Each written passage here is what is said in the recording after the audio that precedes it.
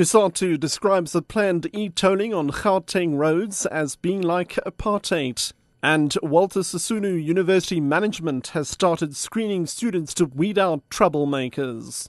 I'm Richard Brooks. Labour Federation COSATU has described the planned e-tolling on Gauteng roads as being like apartheid. COSATU's General Secretary Zwelenzima Vavi says only the rich will be able to afford the tolls, while the poor will be forced to resort to using unserviced roads as an alternative. He was speaking ahead of COSATU's mass marches against e-tolls and labour brokers tomorrow. Vavi says should the e-tolling system be allowed to operate, it will impact negatively on the working class. The tolls will also put an indirect burden on poor by adding to the cost of transporting costs of goods to and from our industrial heartlands. The second objection is that the tolls will perpetuate exclusion. The e-toll system are going to introduce an economic discrimination. The rich only can travel here. The protest action is also against the controversial practice of labour broking, which COSATU says is pure exploitation of vulnerable workers. We're raising two issues that we feel the Constitutional Court will not ignore when it makes that judgment. The Constitution guarantees the right to fair labour standards. Secondly, it guarantees the right to collective bargaining. And thirdly, it guarantees the right for unions to negotiate union security agreements with their employers.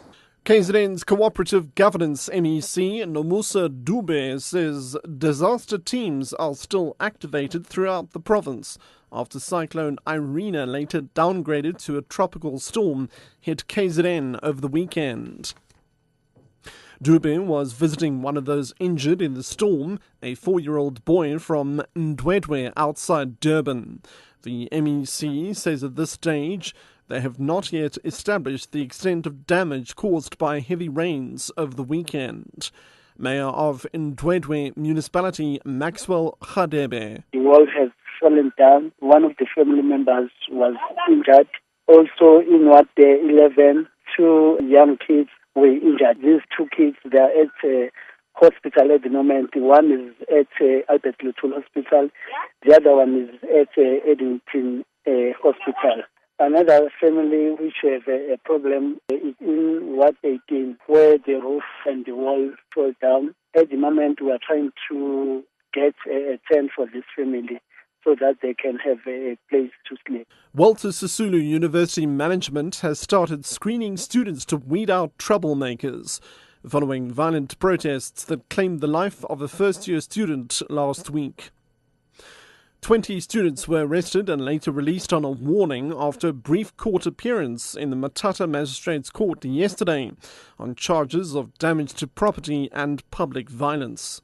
At the centre of all this unrest is the alleged exclusion of students who had failed beyond the number of times that the university permits and an increase in tuition fees. Here's university spokesperson Angela Church. The non-resident students at the Nelson Mandela Drive site are returning today. Students will have to sign an undertaking that they will not damage university property. So there will be something of a process of readmitting them, and then tomorrow the lectures are scheduled to resume. The great majority of students are pleased to be back and they want to get on with the business of teaching and learning.